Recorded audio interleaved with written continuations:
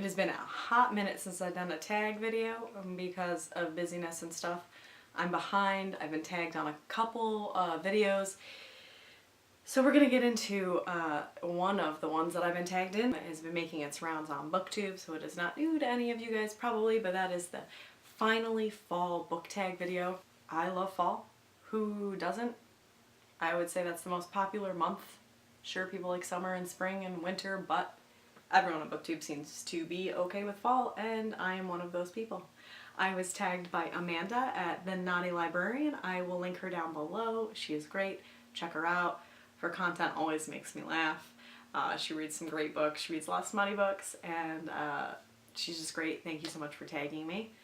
Without further ado, let's get into the tag.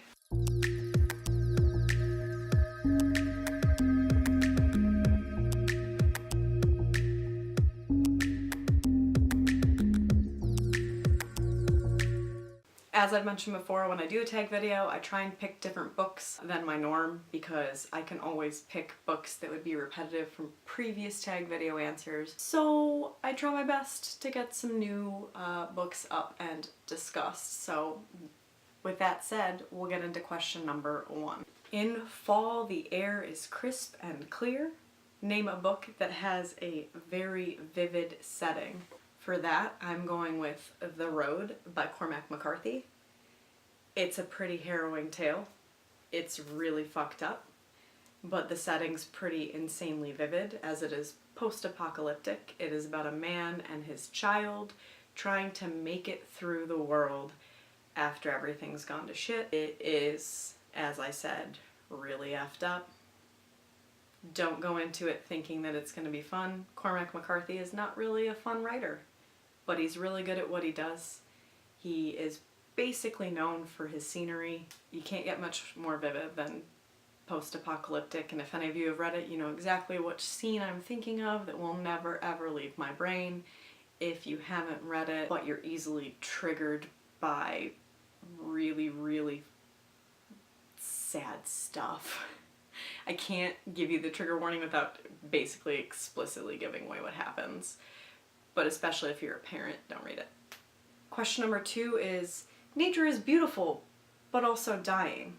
Name a book that is beautifully written, but deals with a very heavy topic. I know in recent times this author has come to light as being a very problematic person.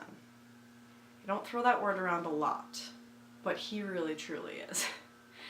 So we're gonna go with A Brief and Wondrous Life of Oscar Wilde by Junot Diaz. I still think that Junot Diaz writes some good stuff. When I read this book, I was blown away. I love how it deals with mental illness and depression, bad, hard, difficult, life-ruining pasts. I think it's beautifully written. That doesn't mean I support the author. I used to. And there was a lot of stories that kind of came up about him even when I was in college, and he did some visiting, and I think he ran like a contest at my school.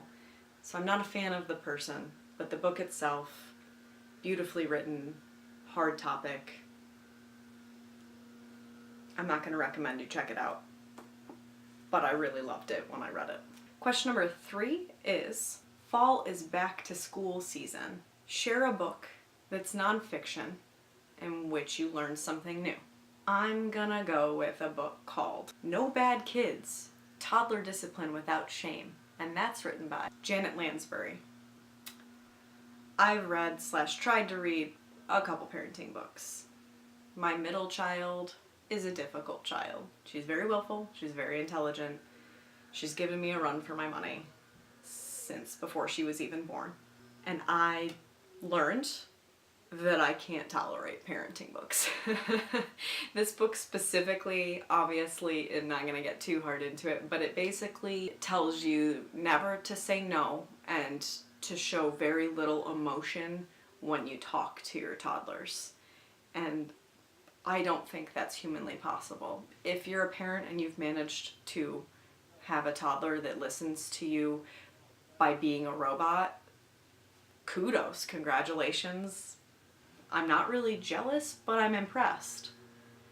I'd rather my kid be willful than think that I'm just a parent and not a person. So I don't really like parenting books, and that's what that taught me. Question number 4 is, in order to keep warm, it's good to spend some time with the people we love. Name a fictional family / household / friend group that you'd like to be a part of. If you've been here, you're not going to be shocked at what I've chosen. And that is Feyre, Darling, and Gang. This whole book was literally about the friendships of the gang post the main stories of the first 3. And I love them. And I have no shame loving them.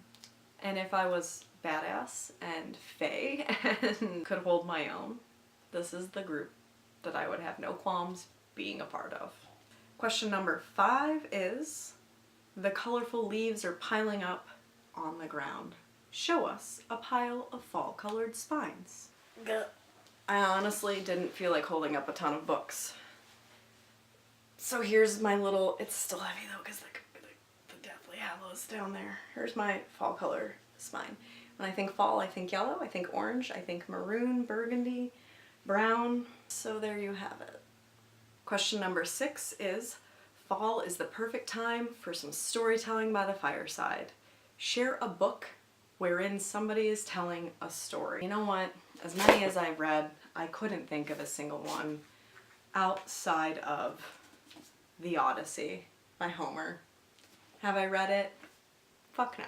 Do I plan to? Fuck no. Is it a story about a person telling a story? Sure is. Question number 7 is, the nights are getting darker. Share a darker, creepy story. We all know that I like King, that I read King. Not everything he's written, but I'm gonna go with like a short and decent Stephen King read, which is The Mist. The movie, in my opinion, is way more messed up than the book, but the book, as you see, is basically a long novella. It's creepy. If it happened in real life, I'd be screwed. It's dark and creepy. Question number 8 is, the days are getting colder. Name a short, heartwarming read that could warm up somebody's cold and rainy day. And I'm gonna go with Giant Days. Any of the volumes will do. I think it's heartwarming because the friendship that the 3 main characters have formed over the course of their university years is super heartwarming.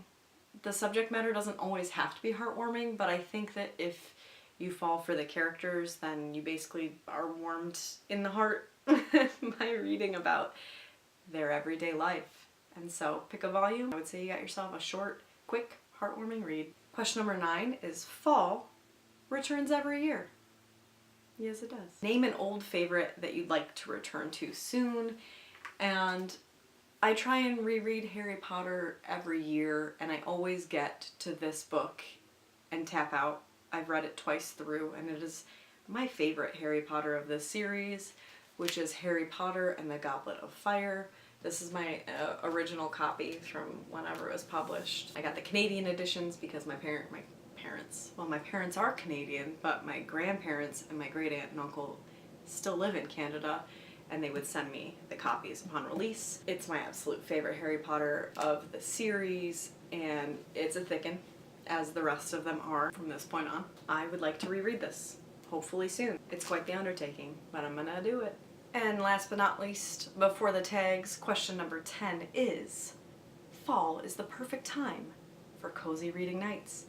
Share your favorite cozy reading accessories. As you can see, I put on my favorite sweater. My sister got me this for Christmas many years ago, and I wear it all day, every day, typically while I'm reading. I love it. Secondarily, I don't drink coffee at night, but I drink reading in the morning. I drink reading in the morning with my reading mug. Also a gift from my sister. She's a very good gifter, apparently. My espresso Patronum mug. It really doesn't matter what mug I have, but I do a lot of my reading in the morning, right in the morning, or at night. So my other favorite accessory is my coffee in my giant 16-ounce plus mugs because anything below that is pointless. These are my favorite accessories, and my glasses because I have to or I get a headache. Question number 11 is just to tag people. So I'm gonna tag Cammie over at The Biker Gal.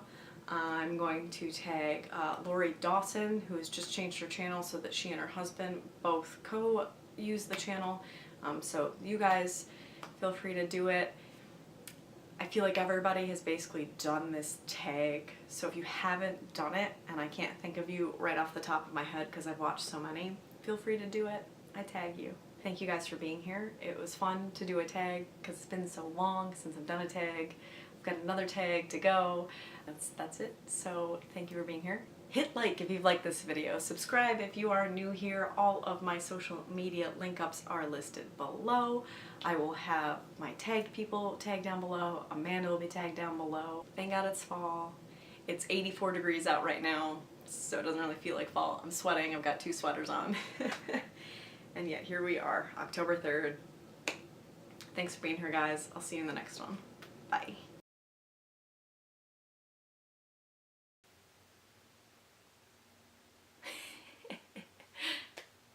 Like if you like if you like.